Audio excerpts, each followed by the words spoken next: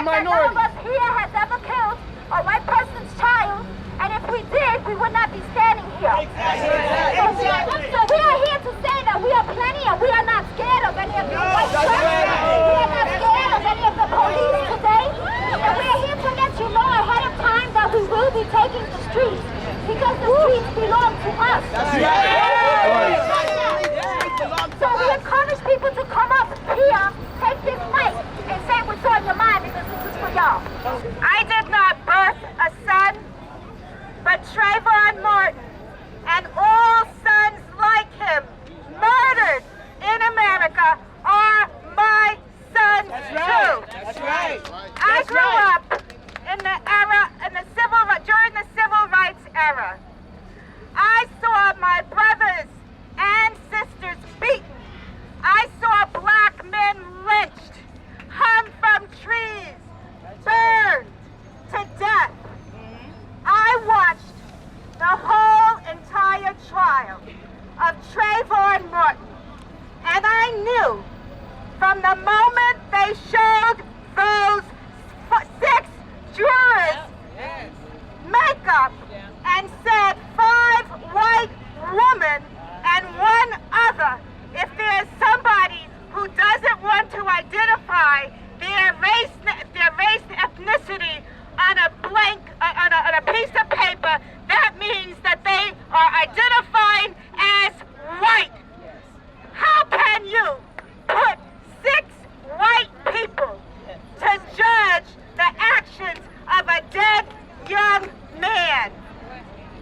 George Zimmerman profiled Trayvon Martin not because he was a thug. He didn't know he was a thug. He didn't know anything about Trayvon Martin. Right. He profiled Trayvon Martin simply because he was a young black man. Yes. The hoodie had nothing to do with it.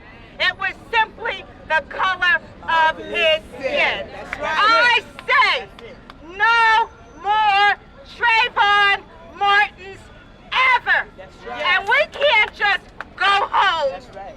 and be okay again. That's right. If we don't stand up now, it will happen over and over and over again. The time is now. Flatbush in Brooklyn.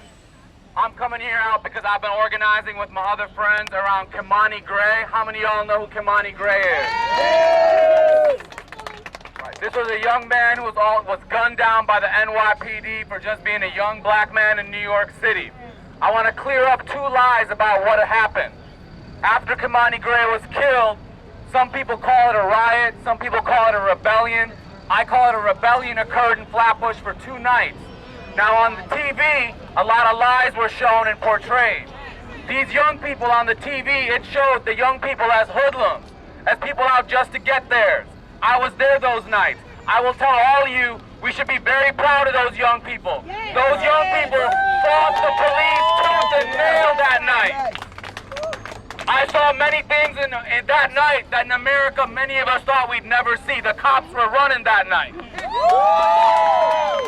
We all know what that means for those young kids, those young Afro-Caribbean kids that night. That's what it was, 99%, that's what it was. And I want to clarify the second lie that night. The TV and politicians like Jumaane Williams went out and said white people came and instigated those young people. I'm going to tell you right now that was a lie. People like Jumaane Williams have an interest in making it seem like black people only rebel when there's a white puppet master behind them.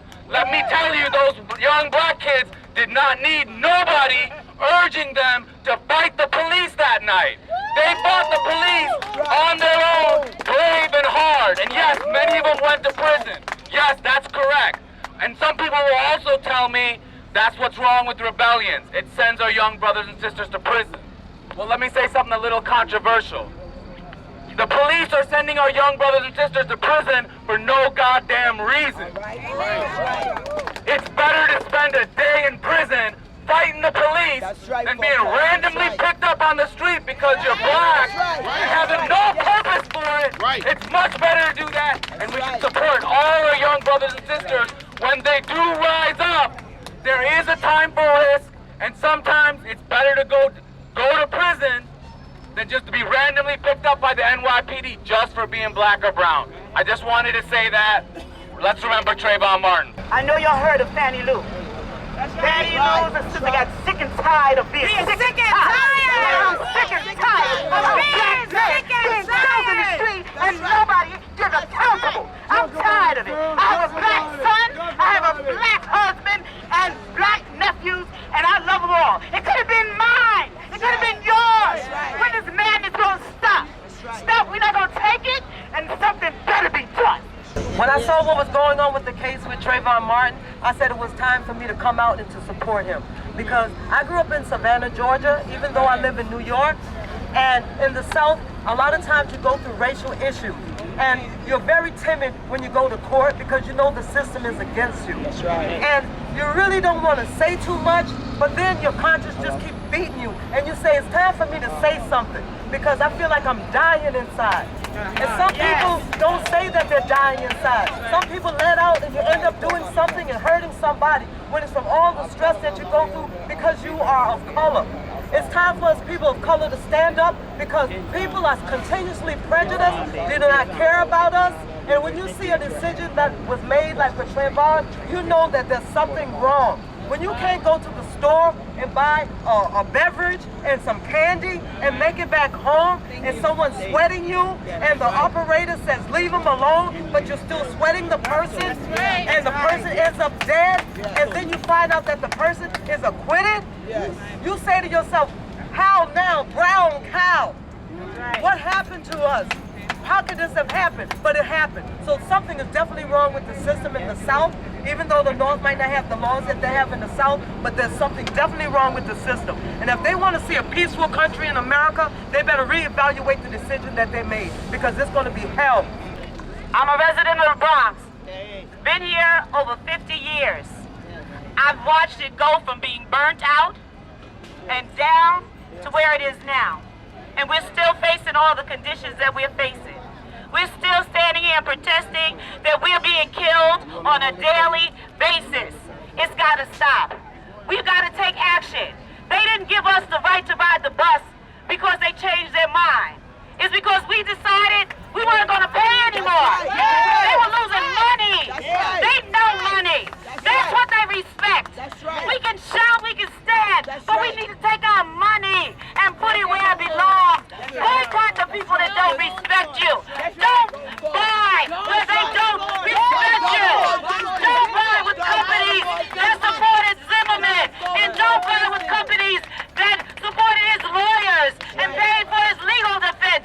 Take your money and keep it in your pocket and support your own. Power to the people! Power to the people! Power to the people! Trayvon Martin is not just Trayvon Martin. He represents all of the young black and Hispanic males that have been gunned down because of senseless violence and murder. And we all need to gather around not just for that, not just for Trayvon. This is for him, but this is for every black and Hispanic male like him. We need to raise hell. We need to raise hell. We need to let people know that we're outraged and we're upset about this. We're not going to take this as just no more. We're not taking this anymore. No more. We need to let it be known, and don't let it just end here because this is in vogue now to be about this. We need to let it be known now that we are about this all the time.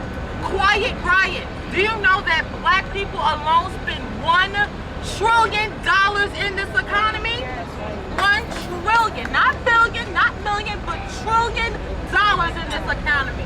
We need to put our money where our mouth is and start letting let these people know that we're not going to take this anymore. So this is important to me. I couldn't keep my eyes off the news.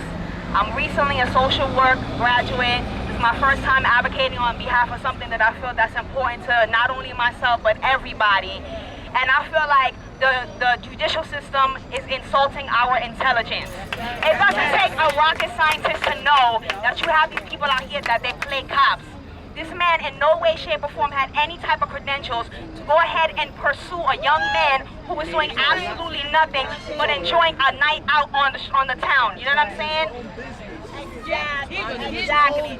And what you're telling us is that someone can take the law into their own hands and do what they please and get off without any kind of implication whatsoever. It has to stop. We have to march and make change for advocacy and policy changes in the judicial system. No peace! No justice! No peace! Now, if I were to be intelligent and smart, I would say my heart is broken, that I'm saddened, that my mind is at a state of unease. But if I were to be honest with you, today I'm just pissed off. Today I'm mad. Today I'm angry. Today, in the pit of my belly, there's a knot. That's right. Because 50 years ago, Martin Luther King and my forefathers marched to Washington That's right. because they were tired. Right. They were tired of seeing our children murdered. And 50 years later, our children are still being murdered. And I don't know about you today, but today I'm tired. I'm tired of them killing our children. I'm tired of us killing our children. I'm just tired. I'm tired of us having to gather to lay one of us down instead of one of us graduating from college. I'm tired of us gathering to kill us instead of putting one of us in a new job. I'm tired of us gathering to cry instead of gathering to celebrate. Brothers and sisters, I'm just tired. I'm tired because now I gotta eat Jolly Ranchers because I can't buy Skittles. I'm tired because in the Bronx, where 1 million people live that look like us, there's only a few hundred of us gathering to stand for justice. I'm tired. On August 24th, the National Action Network is going back to replicate the March on Washington. I hope you're going. Because it's time for us to make a national stand so that they know that we will not stand for our children being murdered. We will not stand for our children being arrested, being beaten, being miseducated, uneducated. We are just tired and we're not going to stand for it anymore.